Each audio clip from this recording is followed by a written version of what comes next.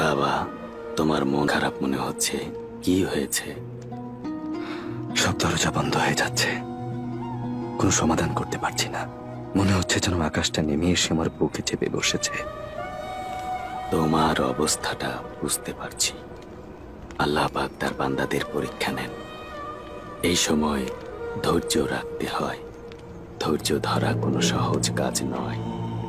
যেই গাছ ঝড়ো বাতাসের সাথে তাল মিলাতে পারে না, তা ভেঙে পড়ে যায়।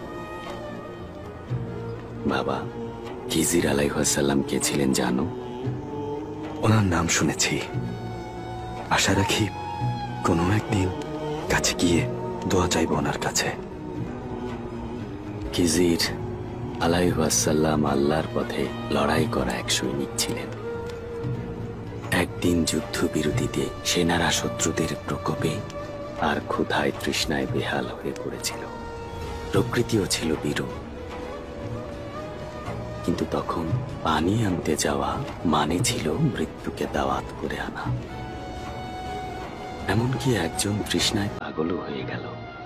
কারো সাহস ছিল না, সবাই একে অপরকে পাঠানোর চেষ্টা করছিল।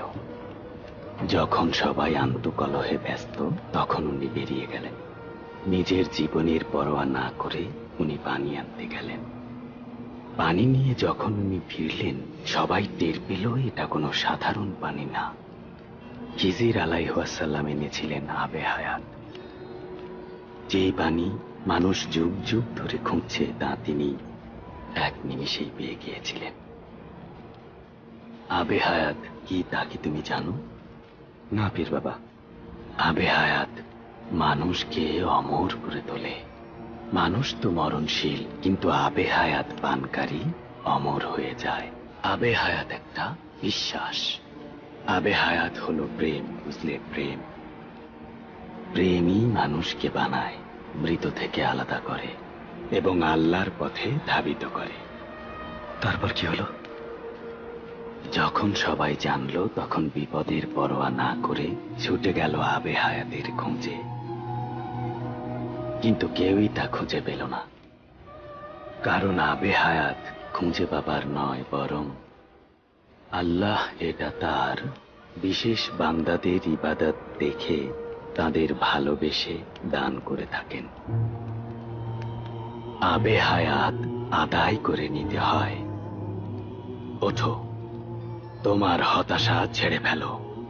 শেষ বিচারের ময়দানে যেমন মৃতরা জেগে উঠবে, তেমনি জেগে ওঠো। খিজির আলাইহিস সালামের অপেক্ষায় থেকো না, পথে বেরিয়ে যাও যেমন উনি গিয়েছিলেন। তৃষ্ণার্তদের জন্য আবে হায়াত নিয়ে এসো, এটা তোমারই দায়িত্ব। ইন্না মা'আল উসরি ইউসরা।